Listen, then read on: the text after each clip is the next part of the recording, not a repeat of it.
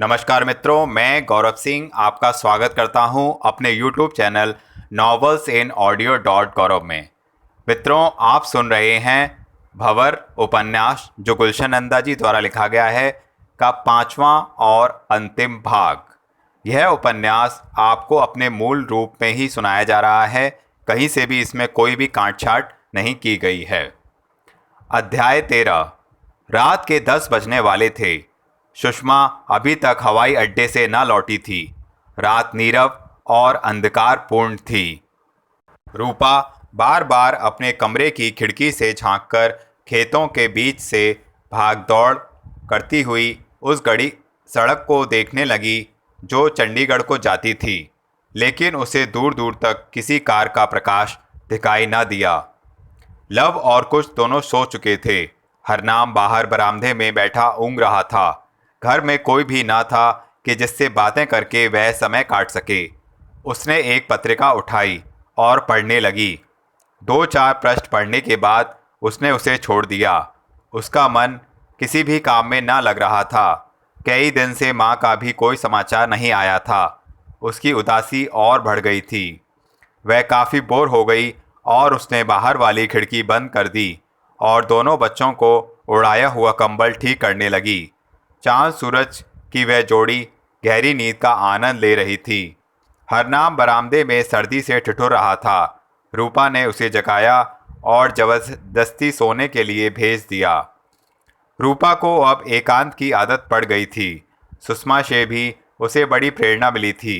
उसका साहस देखकर उसके जीवन के आनंद के साथ जीने की लालसा बढ़ गई थी। बैठे बैठे वह बहुत बोर होने लगी तो उसने सुषमा के कमरे से ट्रांजिस्टर रेडियो उठाया और धीमी आवाज़ में सुनने लगी। पाकिस्तान रेडियो से रेशमा बंजारन का जीवन कथा प्रसारित की जा रही थी। उस कार्यक्रम को रेशमा की सुरीली आवाज़ और उसके गीतों से सजाया गया था। वह उन गीतों की लय में खो गई। अंधकारपूर्ण और नीरव रात का भय रेशमा की आवाज़ ने उससे छीन लिया और कुछ समय के लिए वह आवाज़ उसे बंजारों के देश में ले गई। चिंता रहित जीवन, न घर और न घाट, न किसी मंजिल का पता। सुख दुख को संगीत की लय में परखने वाले ये लोग आज यहाँ कल वहाँ। यही जीवन रूपा के भाग्य में लिखा था। वह भी उन बंजारों की तरह आज यहाँ कल वहाँ अपनी मंजिल की तलाश में भटक रही थी। यह सोचकर वह कुछ पल के लिए उदास हो गई। रेशमा के दर्द भरे गीतों को वह अपने जीवन का दर्पण समझ बैठी। अचानक वह कल्पनाओं के संसार से जाग उठी। उसे लगा जैसे किसी शोर ने उसके सपनों की परछाइयों को मिटा दिया हो। रेडियो पर अभी तक रेशमा का दर्द भरा गीत चल रहा था। वह शोर फिर हुआ। बाहर कोई दरवाजे की घंटी बार बार बजा रहा था। उसने तुरंत ट्रांजिस्टर बंद किया और बिस्तर से उठ गई। शायद मालकिन लौट आई थीं। वह शीघ्रता से प्रमुख हॉल के दरवाजे की ओर बढ़ी और फिर कुछ सोचकर रुक गई। उसने सुषमा की आवाज़ को सुना तो उसे विश्वास हो गया कि आने वाला कोई अजनबी नहीं। उसने बेधड़क दरवाज़ा खोल दिया, किंतु दरवाज़ा खोलते ही उसके मुंह से एक हल्की सी चीख निकल गई। वह आश्चर्यचकित सी अनूप को देखने लगी जो सुषमा के साथ वहां आया था। अनूप भी उसे देखकर सकते में आ गया। उसे अपनी आंखों पर विश्वास न आ रहा था। सुषमा ने परिस्थिति को समझते हुए अनूप से अपनी नई गवर्नेंस का परिचय करा दिया। कुछ क्षण बीतने पर रूपा को होश आया तो वह अपनी घबराहट कम करने के लिए अनूप के सामने से हट गई और मालकिन का दुशाला तथा बैग थामे अंदर चली गई। क्यों, कहाँ खो गई? सुषमा ने अनूप से अचानक पूछा। कहीं नहीं, आपकी गवर्नेंस काफ़ी समझदार और शरीफ लगती है। क्यों, एक ही नज़र में भाप गए? यहाँ तो बरसों लग जाते हैं औरत को समझने में। कुछ चेहरे ऐसे होते हैं भाभी जिन्हें आदमी एक ही नज़र में पहचान लेता है। यह कहते हुए अनूप ने मकान में चारों ओर दृष्टि दौड़ाई, लेकिन रूपा लौटकर ना आई। आखिर उसने जाने की आज्ञा मांगी। रूपा जो अपने कमरे के दरवाजे के पीछे छिपी अनूप और सुषमा की बातें सुन रही थी, यह सुनते ही एक अंधेरे कोने में खिसक गई और अनूप को छिपकर देखने लगी। अनूप ने जाने के लिए कदम उठाया तो सुषमा बोल उठी, तुम्हें रोक भी तो नहीं सकती, काफ़ी रात हो चुकी है। लेकिन कभी कभी आते रहना। अरे अब तो आना ही पड़ेगा, अनूप ने उस अंधेरे कोने की ओर देखते हुए कहा जहां रूपा खड़ी थी, और फिर आगे कह उठा, अजीत भैया की उपस्थिति में तो आना ही पड़ेगा, आप लोगों की खैरियत जानने। फिर अनूप चला गया।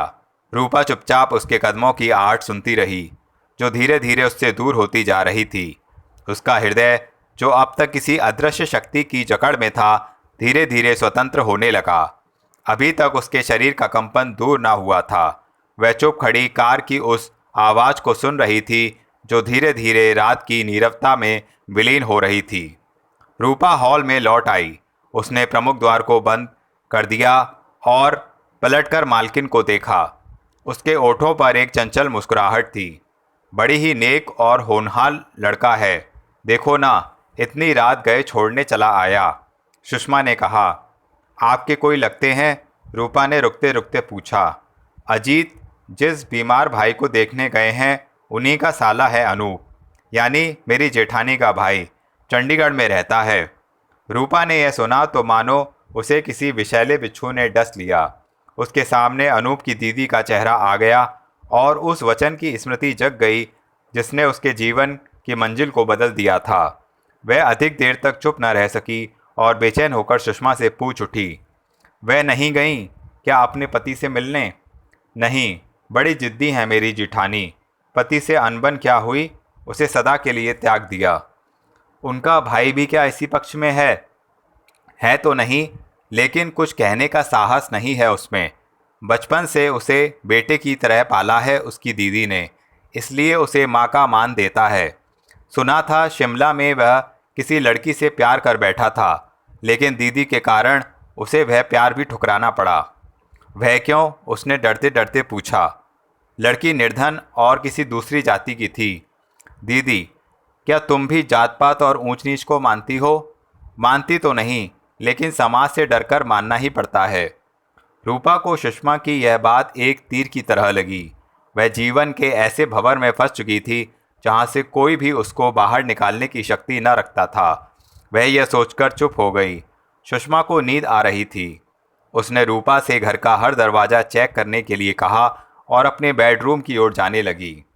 बाहर दरवाजे की घंटी फिर बजी। सुषमा चौंक कर रुक गई और आश्चर्य से रूपा के चेहरे को देखने लगी, जो उस आवाज़ को सुनते ही भयभीत हो उठी थी। अंत में रूपा सहमते सहमते दरवाजे तक बढ़ी और फिर उसने दरवाज़ा खोल दिया। अनूप लौट आया था। उसे देखते ही वह गठरी बन गई। अनूप ने रूपा को सरसरे अंदाज से देखा और सुषमा से कहने लगा, गाड़ी बंद हो गई। कैसे? सुषमा ने घबराकर पूछा। इंजन गर्म हो जाने से। थोड़ा पानी मिलेगा? क्यों नहीं। रूपा, तुम पानी दे दो, मैं कपड़े बदल कर आई। कहते हुए सुषमा अपने बेडरूम की ओर चली गई और अंदर जाते ही उसने दरवाज़ा बंद कर लिया। रूपा अभी तक अपने आपे में ना थी। उसने डरते डरते अनूप की ओर देखा। पानी मिल सकेगा क्या? अनूप ने उसकी आंखों में झांकते हुए पूछा। रूपा ने उसके चेहरे से दृष्टि हटा ली और तुरंत अंदर चली गई। कुछ देर में वह एक लोटा पानी लेकर लौट आई। अनूप ने लोटे को थाम लिया और धीरे से कहा, एक लोटे से काम नहीं चलेगा, कोई बाल्टी बाल्टी मिल जाए तो। रूपा चुप खड़ी रही। फिर उसने बगीचे में लगे हुए उस नल की ओर संकेत किया जहां बाल्टी रखी थी। आधी बाल्टी काफ़ी होगी। वह तुरंत बोला, जरा हिम्मत कीजिए ना। अनूप उत्तर की प्रतीक्षा किए बिना फाटक पार कर गया। अनूप का यह व्यवहार रूपा को कुछ अजीब सा लगा, लेकिन वह लाचारी की दशा में उस नल की ओर बढ़ी और पानी भरने लगी। अनूप ने बोनट खोला, फिर उसे रेडिएटर का ढक्कन खोल दिया। धीरे धीरे भाप निकलने लगी, लेकिन अनूप की दृष्टि बगीचे में ठीक उस जगह ठहरी रही जहां रूपा नल से उसके लिए पानी भर रही थी। थोड़ी ही देर में वह पानी की बाल्टी उठाए कार तक चली आई। उसे देखते ही अनूप ने लोटे से धीरे धीरे पानी डालना आरंभ कर दिया। पानी समाप्त होते ही उसने बाल्टी में से दूसरा लोटा भरा और रूपा से दृष्टि मिलाते हुए कहा, धन्यवाद। वह चुप रही। अनूप ने लोटा खाली करके फिर से भरने के लिए बढ़ा दिया। गाड़ी अब कभी गर्म हो जाए तब उसे ठंडा करना ही पड़ता है। अनूप ने गाड़ी में से डस्टर निकाला और उसे पानी से भिगोकर इंजन पर रख दिया। तुम्हें नौकरी करनी थी तो मुझसे कहा होता, एक से एक बड़ी नौकरी कदमों पर बिछा देता। पानी। रूपा ने लोटा भरकर उसे थमा दिया। आखिर ऐसी रुखी क्या जो तुम मुझसे बात करना भी पसंद ना करो। टंकी फुल हो गई। उसने रेडिएटर की ओर संकेत किया जहाँ से पानी बहना आरंभ हो गया था। उसने पानी डालना बंद कर दिया और उसके निकट आते हुए कहा, मुझसे नाराज हो क्या? दीदी ने तुमसे कुछ कहा तो नहीं? ऐसी कौन सी दरार है जो हम दोनों के बीच आ गई है? रूपा ने कोई उत्तर न दिया और मुड़कर जाने लगी। अनूप ने आगे बढ़कर उसका रास्ता रोक लिया। जाने दो मुझे। रूपा ने झुककर बाल्टी उठा ली। यो नहीं जाने दूंगा। तुम्हारी चुप्पी मेरी जिंदगी का बोझ बनती जा रही है। तुम समझ लो कि मैं लाचार हूँ, लेकिन तुम मेरी लाचारी को समझने का प्रयत्न क्यों नहीं करती? वह झुंझलाकर बोला और लपककर उसने रूपा के कंधों को पकड़ लिया। अनूप के स्पर्श से उसके शरीर में कंपन हो उठा। होंठ थरथराने लगे। हृदय की धड़कन बढ़ गई। एकाएक उसके लचकदार बदन में एक झुरझुरी सी उठी और पानी की बाल्टी उसके हाथ से छूट गई। रूपा ने तेजी से कंधे झटके और बह जाने लगी। अनूप ने उसे पुकारा और रोकना चाहा। वह हिरनी की तरह दौड़ने लगी और अंदर जाकर उसने दरवाज़ा बंद कर लिया। अनूप वहीं रुका, उसे देखता रहा। उसके व्यवहार से वह परेशान हो गया। उसके मस्तिष्क में तरह तरह के विचार उभरने लगे। ऐसी उलझन और परेशानी में उसने झुककर लोटे और बाल्टी को उठाया और बगीचे तक चला आया। तब तक रूपा ने अपने आप को कमरे में छिपा लिया था। उसने अपने कमरे की बत्ती भी बंद कर दी और चुपचाप खिड़की के पास आकर बैठ गई। उसने पर्दे को उठाकर बाहर अंधकार में झांका तो अनूप झुककर उस दुपट्टे को उठा रहा था जो छीना झपटी में रूपा के सीने से ढलक कर सड़क पर गिर गया था। अनूप चला गया। कार की आवाज़ वातावरण में गूंजकर रह गई। बुझी हुई रूपा उस खिड़की का सहारा लिए खड़ी रही। कुछ देर बाद जब उसने पर्दे को हटाकर उस सड़क को दोबारा देखा तब वह पहले से उजली थी। अंधेरा कम हो चुका था। दूर आसमान पर आधी रात का चंद्रमा उभर रहा था। अगले दिन दोपहर को अनूप फिर सुषमा के यहाँ चला आया। वह कंपनी के इनकम टैक्स के कागजों पर सुषमा के हस्ताक्षर लेने आया था। उसे देखते ही सुषमा खिल उठी, लेकिन वह यह न जानती थी कि यह हस्ताक्षर लेने के लिए आना तो एक बहाना था, अन्यथा अनूप की आंखें तो किसी और को ढूंढ रही थीं। वह उन कागजों पर हस्ताक्षर कर रही थी और अनूप की चोर निगाहें दाएं बाएं भटक रही थीं। सुषमा ने उसकी व्याकुलता को भांपा और पूछा, क्या बात है अनूप? कुछ नहीं, वह हड़बड़ाकर बोला। बड़े बेचैन दिखते हो। नहीं तो यूं ही जरा जल्दी में हूँ। चाय तो पियोगे? पी लूँगा। सुषमा ने ज्यों ही चाय के लिए आवाज़ दी त्यों ही अनूप का दिल धड़का। वह सोचने लगा कि पानी की बाल्टी की तरह चाय का प्याला भी शायद रूपा ही लाए। लेकिन कुछ देर के बाद हरनाम चाय का प्याला लिए बाहर आया तो उसकी कल्पना बिखर गई। एक पल के लिए तो वह यहाँ तक सोच बैठा कि रूपा ने कहीं सुषमा को सच ना बता दिया हो और उसने जानबूझकर उसके सामने आने से रोक दिया हो। क्या सोच रहे हो? सुषमा ने उसे कागजों को लौटाते हुए पूछा। वह चौंका और बोला, कुछ नहीं। फिर तुरंत ही अपने ओठों पर मुस्कुराहट बिखेरते हुए पूछ उठा, लव और कुछ दिखाई नहीं दे रहे? सामने पार्क में खेल रहे होंगे। नई गवर्नेंस के आ जाने से तुम्हें आराम तो हो गया होगा। बड़ी दिलचस्प लड़की है, जरा भी बोर नहीं होने देती। तभी हरनाम मिठाई की तश्तरी लिए आ गया और अनूप के सामने रखने लगा। यह क्या? मैंने तो सिर्फ चाय मंगाई थी। जानता हूँ साहब, लेकिन खाली पेट चाय जिगर के लिए भारी होती है। तेरा भी जवाब नहीं हरनामे। तू अगर रसोइये की जगह वैद्य होता तो अब तक दुमंजिले मकान का मालिक बन जाता। धंधा बदलने से कोई भाग्य थोड़े ही बदल जाता है साहब। वैद्य करने जाता तो मसालों की जगह दवाइयाँ पीस रहा होता। सुषमा उसकी बात पर हंस दी, लेकिन अनूप को अच्छी ना लगी, किंतु उसने बहस करना उचित न समझा और जल्दी जल्दी चाय पीने लगा। अच्छा, अब मैं चलता हूँ, वह चाय समाप्त होते ही बोला। क्यों, कुछ देर और रुको ना? सुषमा ने कहा। नहीं, काफ़ी काम पड़ा है। कहते हुए वह खड़ा हो गया। अनूप ने अपनी कार सड़क के किनारे रोकी और पार्क के अंदर चला गया। उसकी दृष्टि अपनी प्रियतमा को खोज रही थी और कान उसकी आवाज़ सुनने को व्याकुल थे। कुछ दूरी पर उसे बच्चों का शोर सुनाई दिया। वह चहचहाट का पीछा करते हुए अनूप पार्क के उस भाग में पहुंच गया जहां घास के खुले मैदान में बच्चे अपनी दीदी के साथ आंख मिचौली खेल रहे थे। वह पेड़ों के झुंड के पीछे छिपा उस खेल को देखने लगा। आज से पहले उसने रूपा इतनी खुश नजर नहीं आई थी। उसका गुलाबी चेहरा हर्ष के कारण कुछ अधिक लाल हो गया था। खेलते खेलते थक गई तो थोड़ा दम लेने के लिए वह हरी घास पर लेट गई, किंतु बच्चे जिद करते रहे और वह उन्हें समझाती रही। अब उसमें और खेलने की हिम्मत ना थी। उसका शरीर पसीने से भीग चुका था और सांस धौंकने की तरह चल रही थी। इतनी दूरी से भी अनूप को उसके वक्षस्थल का चढ़ाव उतार साफ नजर आ रहा था। रूपा मखमली घास पर काफ़ी देर तक लेटी रही, लेकिन फिर बच्चों ने जिद की तो वह दूसरा खेल खेलने के लिए राज़ी हो गई। उसने रबड़ की गेंद में इतनी ताकत से ठोकर लगाई कि वह उड़कर फूलों की क्यारियों में जा गिरी। फिर उसने दोनों से कहा कि दौड़कर गेंद उठा लाएं और खुद थककर घास पर बैठ गई। उसकी निगाहें लव और कुश पर लगी थीं, जो धीरे धीरे दौड़ते हुए क्यारियों की ओर जा रहे थे। रूपा थकान दूर करने के लिए फिर उसी घास पर लेट गई। उसका उभरा हुआ सीना सागर की तरंगों की तरह गोते खा रहा था। अनूप ने नज़र घुमाकर पार्क में चारों ओर देखा। दूर दूर तक किसी का नामो निशान ना था। अनूप का साहस बढ़ा और वह पेड़ों का सहारा छोड़कर मखमली घास को जूतों से रौंदता धीरे धीरे रूपा के पास जा पहुंचा। वह उसके निकट खड़ा होकर उसे ध्यान से देखने लगा। उसके चेहरे से चिंता और उदासी की लकीरें मिट गई थीं। इस समय उसका वह रूप और यौवन उसे बड़ा ही मादक लगा। रूपा ने अचानक उसे देखा तो वह उछलकर घास पर बैठ गई।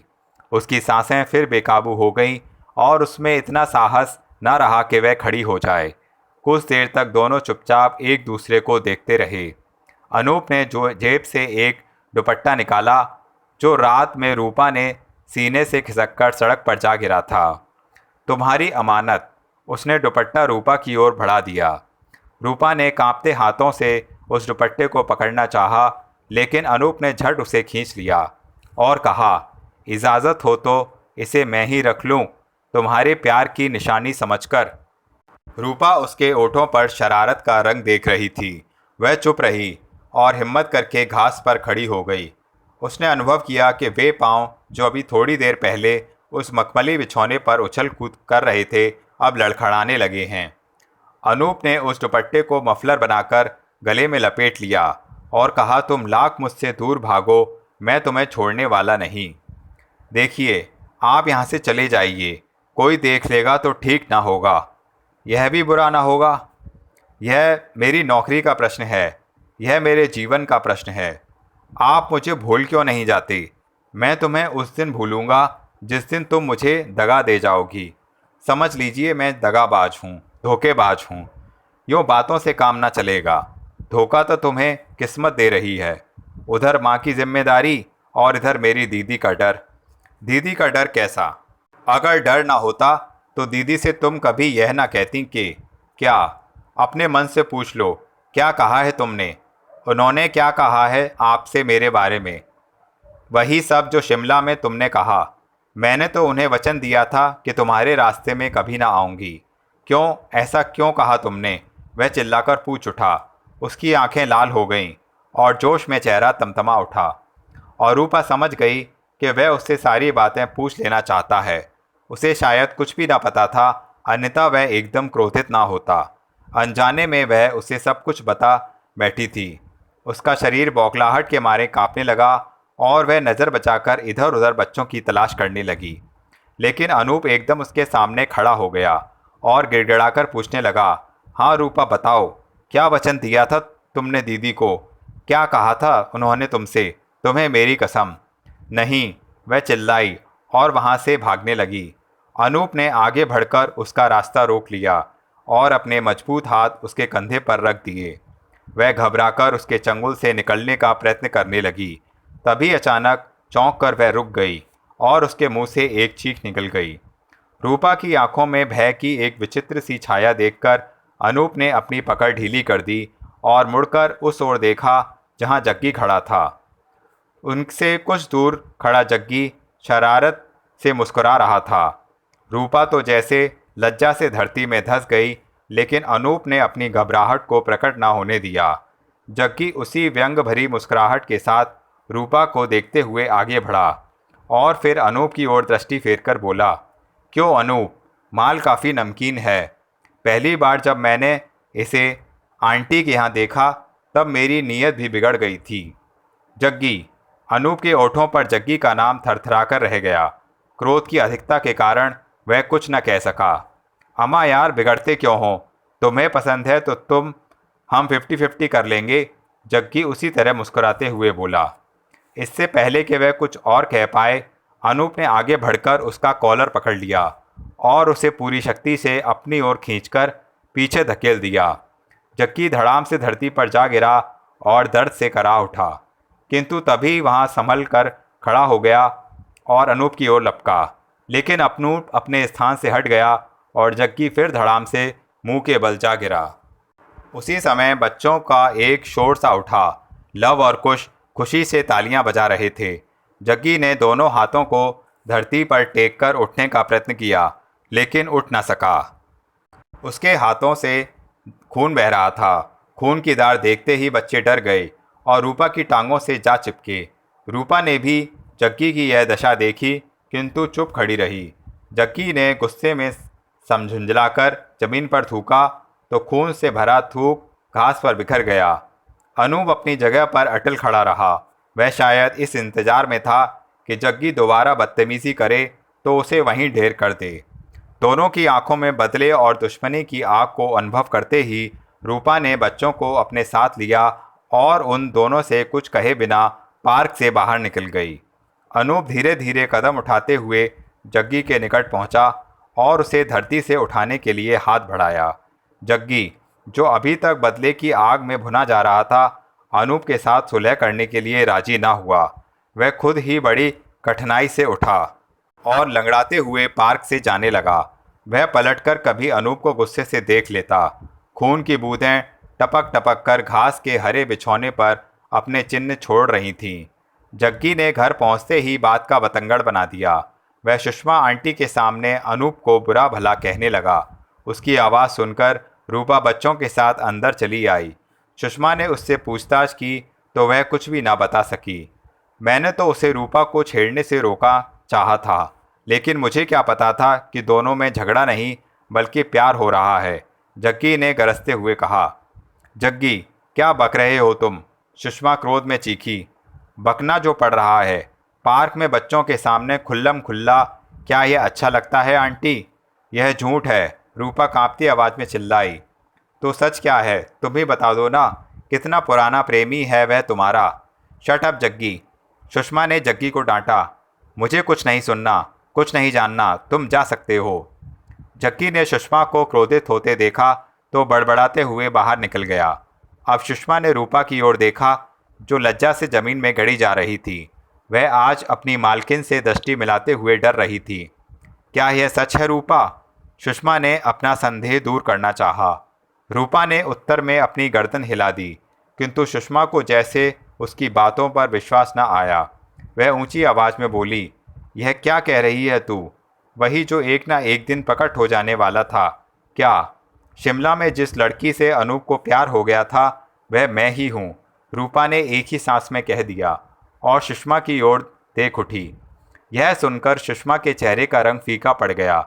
उसे लगा जैसे किसी ने अचानक उसके मस्तिष्क पर हथौड़े बरसा दिए हों। उसकी आंखों के सामने अंधेरा छाने लगा।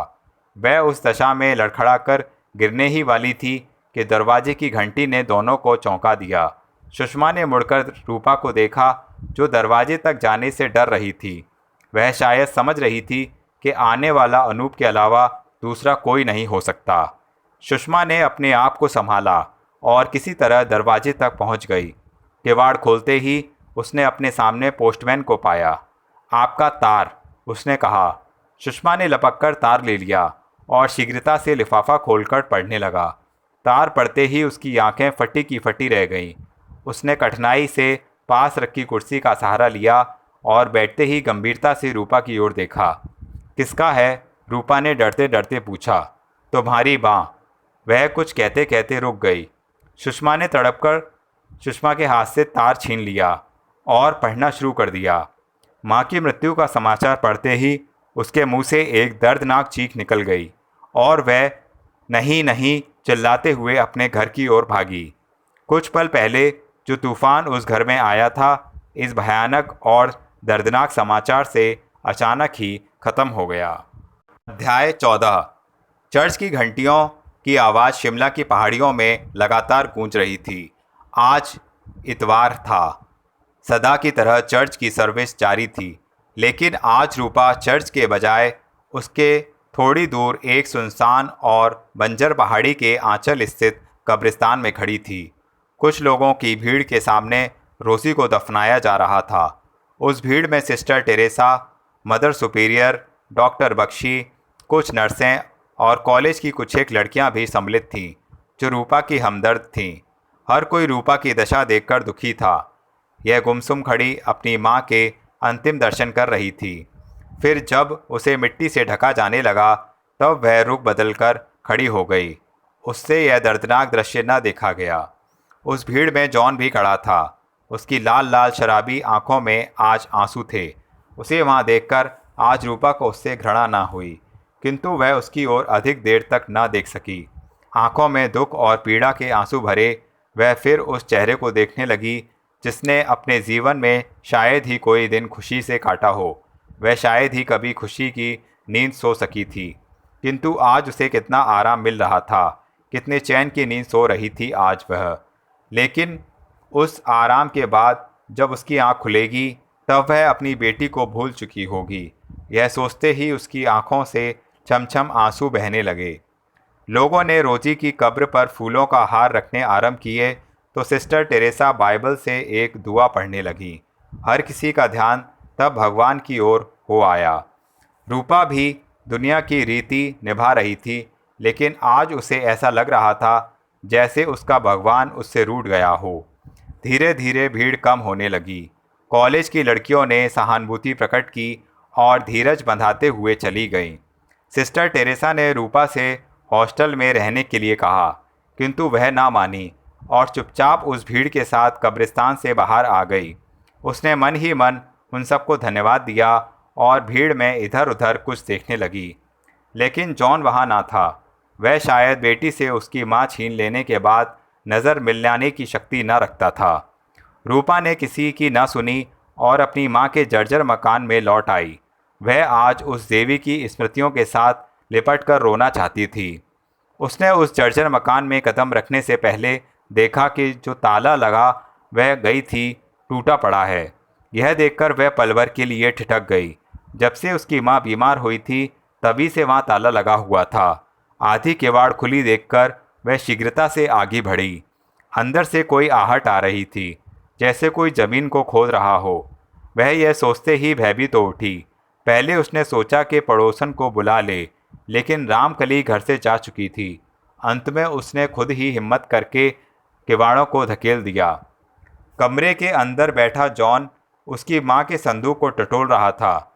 रूपा को देखते ही वह उछलकर एक कोने में दुबक गया और कड़ी नज़र से बेटी को देखने लगा। रूपा ने पहले उसे और फिर संदूक में रखी उन चीज़ों को देखा जो अब कमरे में बिखरी पड़ी थीं। यह देखकर वह आश्चर्य में पड़ गई। जॉन उस समय नशे में धुत था। उसके हाथों में कुछ पत्र थे जो उंगलियों से फिसलकर संदूक में जा पड़े। रूपा एक शेरनी की भांति उसकी ओर निडर होकर बढ़ी। अभी उसका हाथ कोने में रखी लोहे की छड़ पर पड़ा ही था कि जॉन ने झपटकर उसके हाथ से वह छड़ छीन ली और एक झटके से दूसरे कोने में फेंक दी। पागल हुई है क्या? वह बोला। वही करेगी जिससे तेरी माँ की जान ले ली। हाँ, मैं तुम्हें जिंदा नहीं छोड़ूंगी। तू ही मेरी माँ का हत्यारा है। तभी तो आज उसका प्रायश्चित करने आया हूँ। तेरी तकदीर बदलने आया हूँ। जो मिलेगा आधा आधा। क्या बक रहा है? वही जिसे बककर मैं अपने माथे का कलंक धो सकता हूँ। मैं तेरी माँ का हत्यारा जो हूँ। तुझे मान मिल जाएगा और मुझे धन। कैसा मान? कैसा धन! तुम ईसाई नहीं हो, तुम निर्धन नहीं हो, तुम एक ऊंचे और धनी घराने की बेटी हो। धनी घराने की? नहीं नहीं, तुम अपनी माँ का नाम जानना चाहती हो ना, उस घराने को पहचानना चाहती हो ना। मेरी बात मान लोगी तो ज़िंदगी की सब मुश्किलें आसान हो जाएंगी। तो बोल, कौन है मेरी माँ? कौन सा है मेरा घराना? तुम्हारी माँ है शशि बाला, चौधरी घराने की बेटी और जाट घराने की बहू, तुम्हारी नई मालकिन। जॉन अपने सूखे होठों पर जीभ फेरते हुए मुस्कुराया। यह झूठ है, वह झुंझलाकर चिल्लाई। सबूत के लिए इन पत्रों को पढ़ लो। जॉन ने संदूक में गिरे पत्रों को उठाकर रूपा के सामने रख दिया। फिर उसने एक और बंडल उसकी आंखों के सामने लहराया। ये रही मनी ऑर्डर की रसीदें। तुम्हारी पढ़ाई के लिए तुम्हारी माँ के पास धन आता था। रूपा ने उन पत्रों को पढ़ना आरंभ किया तो उसका संदेह विश्वास में परिणित हो गया। जॉन की बकवास उसे वास्तविकता लगती। अपनी नई मालकिन के उन पत्रों को पढ़कर, जो वर्षों से उसकी माँ को लिखे गए थे, रूपा के पैरों के नीचे से ज़मीन निकल गई। वह जैसे जैसे एक के बाद दूसरा पत्र पढ़ती जा रही थी, उसकी आंखों के आगे अंधेरा फैलता जा रहा था। उसे अनुभव हो रहा था जैसे उसके मस्तिष्क के पर्दों को किसी ने बिजली के तार से छू दिया हो। जॉन ने उसके चेहरे से बदलते रंग देखे तो वह डर गया। रूपा जान गई कि वह वास्तव में सुषमा की कोख का कलंक थी, जिससे उसके घराने की मामूली नौकरानी रोजी ने अपने आंचल में छिपा लिया था। उसने अपने पति के अत्याचार सहे, लेकिन उफ तक न की और उस कलंक को अपने सिर पर ओढ़ लिया। रोजी उसकी दृष्टि में एक महान नारी बन गई। फिर वह उसे एक देवी के रूप में देखने लगी। फिर यह सोचकर उसका दिमाग फटने लगा कि वह कितनी बदनसीब है जो यह जानने के बाद उस महान नारी के चरण भी न छू सकती। उसने तिरछी नज़र से देखा और फिर पत्रों के बंडल को उसकी आंखों के सामने लहराकर कहा, क्या लोगे इस रहस्य का? कहाना आधा आधा, नहीं आधा मेरा आधा तुम्हारा। वह फटी फटी आंखों से उसे घूरते हुए बोली, यही तो मैं भी कह रहा हूँ, आधा तेरा आधा मेरा। वाह बच्चू, दीमक लगी मेरे माँ के जीवन को और बदनाम हुई मैं। तू काम के दाम मांगता है आधे, बता जल्दी बता। जॉन ने सोचा कि रहस्य जानकर रूपा अपनी सुध बुध खो बैठी है और इसलिए बहकी बहकी बातें कर रही है। वह उसके मानसिक संघर्ष को भांप गया और उसके चेहरे को देखने लगा, जो हर पल रंग बदल रहा था। रूपा की पुतलियां पथराई हुई सी एक जगह ठहर गई थीं। माँ की मृत्यु के बाद इतना बड़ा धक्का वह शायद सहन न कर सकी थी। वह जॉन को एक अजीब ढंग से घूर रही थी। इससे पहले कि रूपा की दशा और बिगड़े, जॉन वहाँ से खिसकने का प्रयत्न करने लगा। वह दरवाजे तक पहुँचा ही था कि मकान के बाहर एक कार रुकी। कार के रुकते ही वह दरवाजे के पीछे छिप गया और आने वाले को देखने लगा। किवाड़ें खुलीं और सुषमा अंदर आई। जैसे उसकी ही नज़र बेटी से टकराई, वैसे ही जॉन का सारा नशा हिरन हो गया। रूपा की ठहरी हुई नज़र अब उसकी जगह सुषमा की ओर थी, जो अभी तक तूफान से अपरिचित थी, जिसे रूपा अभी तक सहन न कर पाई थी। सुषमा अपनी पथराई नज़र को देखते हुए उसके सामने आ गई और उसकी माँ की मृत्यु पर दुख प्रकट करने लगी। अब तुम हमेशा के लिए मेरे पास रहना, सुषमा ने सहानुभूतिपूर्वक कहा। तुम यह मत सोचो कि दुनिया में अब तुम्हारा कोई है ही नहीं। रूपा सब चुपचाप उसकी बातें सुनती रही। सुषमा की सहानुभूति से उसकी दशा में कोई अंतर न आया। इससे जॉन का हृदय भी धड़कने लगा। सुषमा थोड़ी देर तक उसके उदास चेहरे को पढ़ती रही और फिर उसे धीरज बंधाने लगी। अब रूपा से सहन न हो सका। वह एक झटके के साथ सुषमा से अलग हो गई और पागलों की तरह हंसने लगी। सुषमा को उसकी यह हंसी अजीब सी लगी। वह हंसी के पीछे छिपे दर्द को उसने और जॉन ने अनुभव किया। सुषमा ने लपककर उसे पकड़ने का प्रयत्न किया तो रूपा हंसकर बोली, अच्छा हुआ मालकिन तुम आ गईं।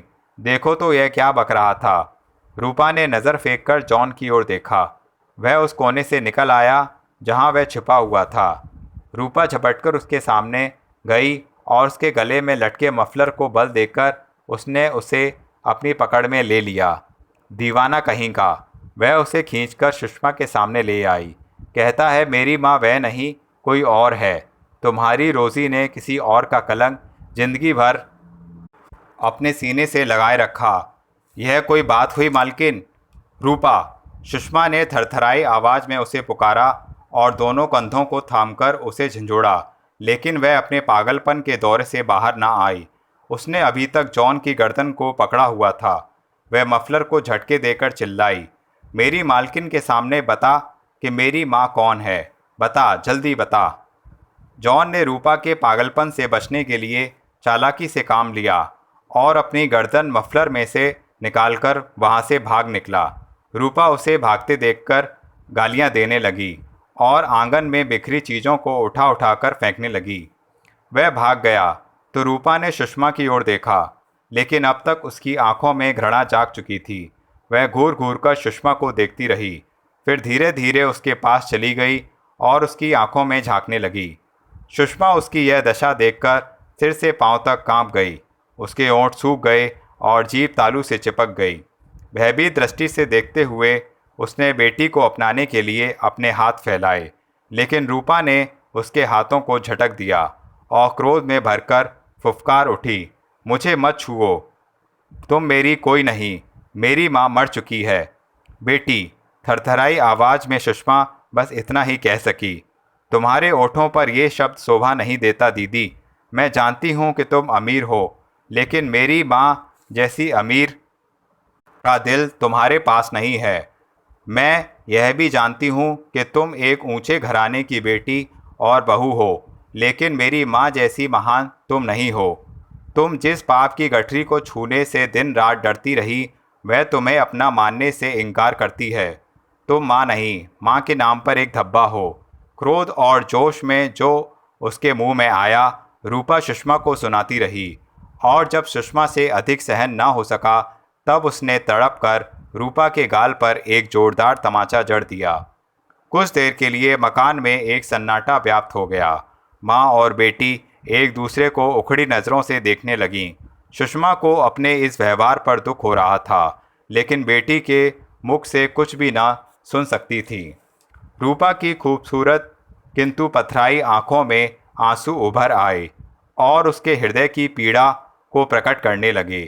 फिर उसने अपनी दृष्टि माँ के चेहरे से हटा ली और लंबे लंबे डग भरते हुए घर से बाहर चली गई। सुषमा ने उसे 2-4 बार पुकारा भी, लेकिन वह ना रुकी। सुषमा भी 2-4 कदम बढ़ाकर रुक गई। वह उसके पीछे जाकर मोहल्ले वालों के सामने तमाशा न बनना चाहती थी। रहस्य खुल जाने पर बेटी को रोकने की शक्ति अब उसमें ना रही थी। रूपा के जाने के बाद वह धीरे धीरे रोज़ी के कमरे में गई तो फर्श पर बिखरे अपने पत्रों को देखकर उसका दिल बैठने लगा। आज उन पत्रों ने बरसों तक छिपा रहस्य प्रकट करके रूपा और उसके जीवन में एक ऐसी दरार पैदा कर दी थी जो अब शायद ही कभी भर सके। अनूप रूपा से मिलने फार्म हाउस गया तो हरनाम से रोज़ी की मृत्यु का समाचार पाकर उसे बड़ा सदमा पहुंचा। ऐसे अवसर पर उसे रूपा के पास होना चाहिए, सोचकर वह सीधा दीदी के पास पहुंचा। एकाएक शिमला जाने की बात सुनकर पहले तो दीदी को आश्चर्य हुआ, लेकिन वास्तविकता जानकर वह चुप हो गई।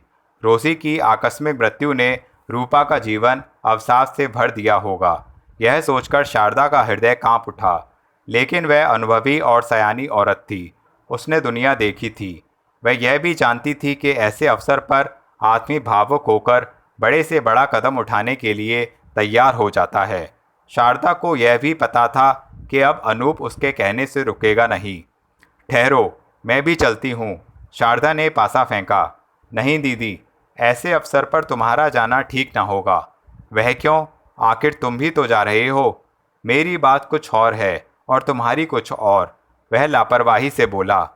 तुम कहना क्या चाहते हो जो तुम सहन ना कर सकोगी?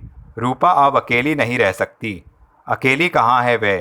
तुम्ही ने तो कहा था कि वह सुषमा के यहाँ गवर्नेंस बन गई है, लेकिन अब उसको मेरे दिल की गवर्नेंस बनना होगा, मेरे साथ रहना होगा।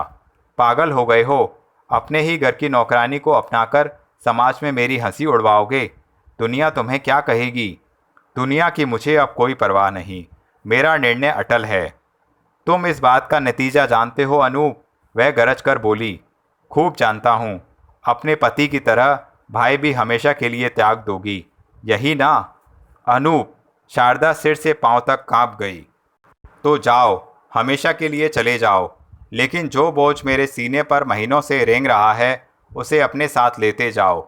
दीदी, तुम्हारी दीदी अपने सारे सिद्धांत छोड़ने को तैयार है, लेकिन किसी की नाजायज़ औलाद को अपने घराने की बहू बनाने का साहस मुझ में नहीं है। उसने कुछ और कहना चाहा, किंतु तभी महसूस किया कि उन दोनों के अलावा भी वहाँ कोई और है। न जाने कब से चौखट पर खड़ी सुषमा उनकी बातचीत सुन रही थी। शारदा उससे दृष्टि मिलते ही लज्जित सी हो गई। अनूप ने अपनी अटैची उठाई और कमरे से बाहर निकल गया। उसने आज सुषमा भाभी से नमस्ते तक न की। उसके हृदय की दशा समझते हुए सुषमा चुप रही। उसे क्षमा कर दीजिए दीदी, सुषमा ने कुछ देर चुप रहकर कहा। कभी नहीं, कभी नहीं, मैं बड़ी जिद्दी औरत हूँ। अगर उसने कोई ऐसा वैसा काम किया तो उसे अपने पति की तरह त्याग दूंगी, लेकिन इस बार तुम जिद मत करो। तुम अपने भाई को त्याग कर अपना जीना दूभर कर लोगी। भूल जाओ यह ऊंच नीच, छोड़ दो समाज का झूठा सिंगार। मैं तुम्हें कैसे समझाऊं सुषमा कि यह संभव नहीं। असंभव को संभव बनाना भी तो इंसान का ही काम है। फिर तुम तो समाज सुधार के लिए दिन रात काम करती हो। आओ, यह उपकार भी कर लो। उन दोनों के प्यार को अमर बना दो। भूल जाओ कि रूपा किसी की नाजायज़ औलाद है।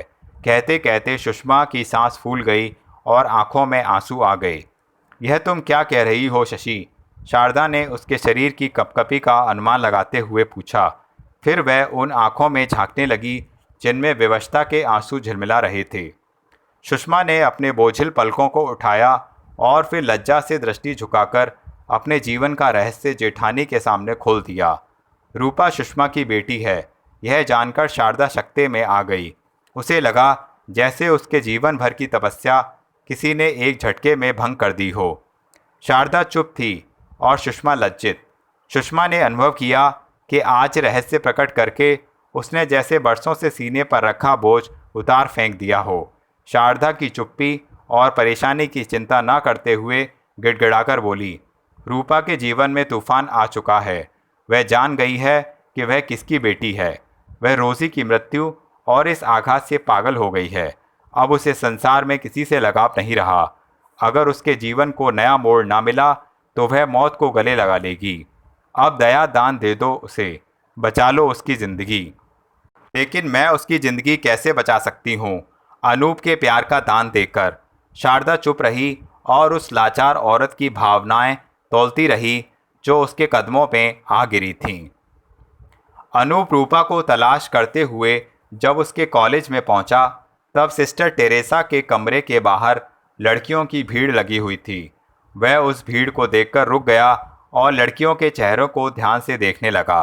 तभी उसकी दृष्टि रोजलीन पर पड़ी और वह भीड़ को चीरकर उस तक पहुंच गया। फिर डॉक्टर और नर्सों की भागदौड़ देखकर वह भयभीत सा पूछ उठा, रोजलीन, क्या बात है? आपकी रूपा। कहते कहते रुक गई और उसकी पलकों पर आंसू झिलमिला उठे। क्या हुआ रूपा को? कल शाम नींद की गोलियां खाकर झरने के ठंडे पानी में लेट गई। वह तो हमारी नज़र पड़ गई, वरना कुछ हो जाता। अब कैसी है मालूम नहीं। डॉक्टर उसे बचाने की कोशिश कर रहे हैं।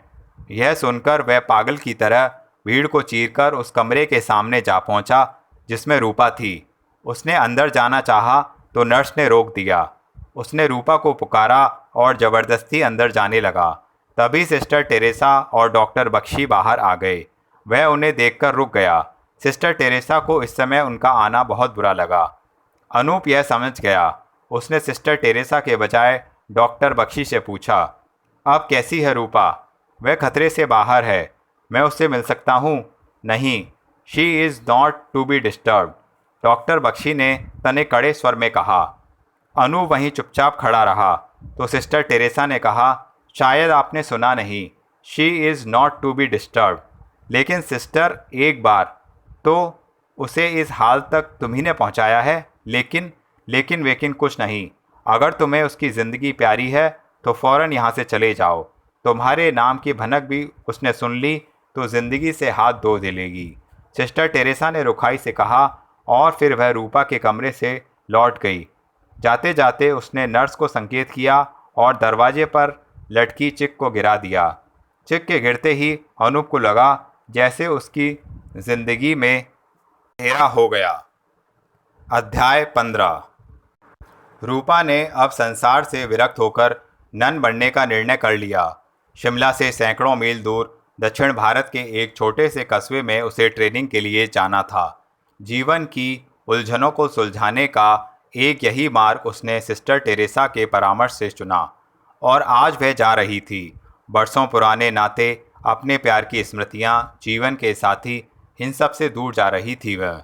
लोगों के दुख दर्द को समझने के लिए उसे अपना दुख दर्द भूल जाना था। ऐसा सोचते ही उसमें नया साहस जागृत हुआ। उसके सोचने का ढंग बदल गया और वह इस नए मार्ग पर चलने के लिए अपने विश्वास की और दृढ़ करने लगी। जाने से पहले वह चर्च में दुआ मांगने गई। उसने अपनी नई साधना में सफलता प्राप्त करने के लिए भगवान से आशीर्वाद मांगा। बाहर आकर उस मिनी बस के सामने रुकी जो उसे कालका तक ले जाने वाली थी। उस बस में मिशनरी के कुछ और लोग भी बैठे थे। सिस्टर टेरेसा ने उनसे रूपा का परिचय कराया और निवेदन किया कि मार्ग में वे उसका ध्यान रखें। मदर सुपीरियर सिस्टर टेरेसा और अपनी हमजोलियों से मिलने के बाद रूपा ने कॉलेज की बिल्डिंग पर आखिरी नज़र डाली, जहां उसने जीवन के कई वर्ष व्यतीत किए थे। उसकी आंखों में आंसू उमड़ आए, किंतु वह उन्हें पी गई। बस में बैठने से पहले उसने सिस्टर टेरेसा को धन्यवाद दिया और जब अपनी भावनाओं पर नियंत्रण न कर सकी तब सिस्टर टेरेसा के गले लगकर सिसकने लगी। सिस्टर टेरेसा भी अपने आंसुओं को न रोक सकी। तभी किसी कार की आवाज़ ने उन्हें आकर्षित किया। रूपा ने सिस्टर टेरेसा से अलग होकर उस कार को देखा जो अभी वहीं थी। फिर जैसे ही अनूप कार से बाहर निकला, वहां उपस्थित लोगों में खलबली मच गई। रूपा के हृदय की धड़कन तेज हो गई। वह अनूप को देखकर घबरा गई। उसने सिस्टर टेरेसा की ओर देखा तो वह भी कुछ परेशान दिखाई दी। अनूप के साथ उसका मित्र प्रभु भी था। रूपा अचानक ही कुछ सोच ना पाई और इस नई परिस्थिति का सामना कैसे करे। तभी कुछ सोचकर वह उस बस की ओर बढ़ी जो उसे ले जाने के लिए तैयार खड़ी थी, किंतु अनूप ने लपककर उसका रास्ता रोक लिया। कहाँ जा रही हो? उसने पूछा। यहाँ से बहुत दूर। यह फैसला अचानक किस लिए? मुझे यह फैसला बहुत पहले ही ले लेना चाहिए था, वह दृढ़ता से बोली। लेकिन तुम्हें यह फैसला बदलना होगा। यह असंभव है। तुम्हें अपना फैसला बदलना ही होगा, मेरे लिए, तुम्हें मेरे प्यार की कसम। रूपा ने अनूप की ओर देखा और उसकी आंखों में झांक कर रह गई। जानती हो, 4 दिन से लगातार मैं यहाँ आ रहा हूँ, लेकिन तुम्हारी सिस्टर टेरेसा ने मुझे तुमसे मिलने नहीं दिया। यह शायद हमारे प्यार की दुश्मन हो चुकी हैं। इन्हें दोष मत दो, मैंने ही मना कर रखा था। क्यों रूपा? ताकि हम एक दूसरे से आसानी से दूर हो सकें। क्या यह तुम्हारा आखिरी फैसला है? अनूप ने बोझिल स्वर में पूछा। हाँ, मैंने नन बनने का फैसला कर लिया है। तो मेरा फैसला भी सुन लो, अनूप ने उसके निकट आते हुए कहा। मैंने तुम्हें अपनाने का फैसला कर लिया है, आज और इस समय। यह क्या हो गया है तुम्हें? पागल हो गया हूँ। आज मैंने तुम्हारे लिए जीवन के सभी बंधन तोड़ दिए हैं, यहाँ तक कि अपनी दीदी को भी छोड़ दिया है। यह तुमने अच्छा नहीं किया, वह कांपती आवाज़ में बोली और पलटकर उन लोगों को देखने लगी जिनकी दृष्टि बराबर उनकी ओर लगी हुई थी। सिस्टर टेरेसा ने साहस किया और उनके पास आ गईं। रूपा ने शीघ्रता से सिस्टर टेरेसा का हाथ पकड़ लिया और बस के दरवाजे की ओर कदम बढ़ाए। तभी अनूप ने उसका हाथ पकड़ लिया और ऊंची आवाज़ में कहा, ठहरो रूपा, आज मैं सारे संसार से टकराने का निर्णय करके आया हूँ। मेरी व्यवस्था की हंसी ना उड़ाओ अनूप। हाँ अनूप, अब इसके रास्ते में कांटे ना बिछाओ। सिस्टर टेरेसा ने उसे प्यार से समझाना चाहा। मैं तो फूल बिछाने आया हूँ सिस्टर, मैं इससे शादी करना चाहता हूँ, लेकिन यह मुमकिन नहीं। इसका धर्म इसका दुश्मन हो जाएगा। भगवान कभी प्यार करने वालों का दुश्मन नहीं हुआ। तुम मेरा रास्ता नहीं रोक सकते। रूपा ने आगे बढ़ने का असफल प्रयत्न किया। अनूप ने दोबारा उसका रास्ता रोक लिया तो वह चिल्लाकर बोली, हट जाओ, तुम्हें मुझे इस तरह रोकने का कोई अधिकार नहीं। अनूप ने अनुभव किया कि रूपा के व्यवहार में काफ़ी परिवर्तन आ चुका है। उसकी इस बेरुखी ने उसके दिल को चोट पहुंचाई। उसने देखा कि लोग बढ़कर उसके पास आ चुके हैं, फिर भी साहस ना छोड़ा और उसी जोश में उसने आगे बढ़कर रूपा के कंधों पर हाथ रख दिए। वह झंझलाई तो अनूप की पकड़ और मजबूत हो गई। रूपा, अगर यह सच है कि अब मेरा तुम पर कोई अधिकार नहीं रहा, तो आज इस सबके सामने कह दो कि तुमने मुझसे प्यार नहीं किया। उसने सबके सामने रूपा की आंखों में आंखें डालकर कहा, आज अपने भगवान को साक्षी मानकर इनकार कर दो उस प्यार से जो इन्हीं वादियों में जवान हुआ। कसम खाकर कह दो कि उसने अपने हृदय की धड़कनों में मेरी याद को कभी नहीं बसाया। नहीं नहीं, मैं तुम्हारे योग्य नहीं अनूप, वह तड़प कर बोली, और उसने उस भीड़ से अलग होने का प्रयत्न किया। वह एक घायल पंछी की तरह फड़फड़ाकर उस भीड़ को चीर कर भागी, लेकिन अनूप ने उसे फिर पकड़ लिया और कहा, मुझे तुम्हारे बारे में सब कुछ पता है रूपा। इतना कहकर उसने पूरी शक्ति से रूपा को कार की ओर खींचा। जब रूपा आगे ना बढ़ी तब उसने उसे अपने हाथों में उठा लिया और धड़ाम से कार में डाल दिया। यह देखते ही सिस्टर टेरेसा तथा कॉलेज के दूसरे लोग उस ओर बढ़े। सिस्टर टेरेसा ने सहायता के लिए आवाज़ दी, किंतु कॉलेज की लड़कियों ने उसका साथ ना दिया। उन लड़कियों के ओठों पर हर्ष की एक लहर नाच रही थी। सिस्टर टेरेसा यह देखकर क्रोधित हो उठी और अकेली ही कार की ओर बढ़ी। कार अब स्टार्ट हो चुकी थी। सिस्टर टेरेसा ने चिल्लाकर रूपा को पुकारा, लेकिन प्रभु ने उनका रास्ता रोक लिया और कहा, घबराओ नहीं सिस्टर, बड़ा भोला और शरीफ लड़का है, तुम्हारी बेटी को फूल की तरह रखेगा। ओह यू शट अप, वह झुंझलाकर बोली और उस कार की ओर देखने लगी जो अब तक रफ्तार पकड़ चुकी थी। प्रभु भी लपक कर उस कार में चढ़ गया। सिस्टर टेरेसा ने निराशा से कॉलेज की लड़कियों की ओर देखा जो हाथों को हिला हिलाकर रूपा को विदा कर रही थीं। उसने मदर सुपीरियर भी सम्मिलित थीं। उस भीड़ से हटकर कुछ दूरी पर देवदार के पेड़ों के झुंड का सहारा लिए शारदा और सुषमा भी खड़ी थीं और इस तमाशे को देख रही थीं। उनकी पलकों पर हर्ष और विश्वास के आंसू ठहरे हुए थे। लो, आज तुम्हारी बेटी आबाद हो गई, शारदा ने कहा। मेरी बेटी नहीं, तुम्हारी बहू। सुनकर शारदा की आंखों से आंसू टपक पड़े। आज बरसों के बाद शारदा रो रही थी।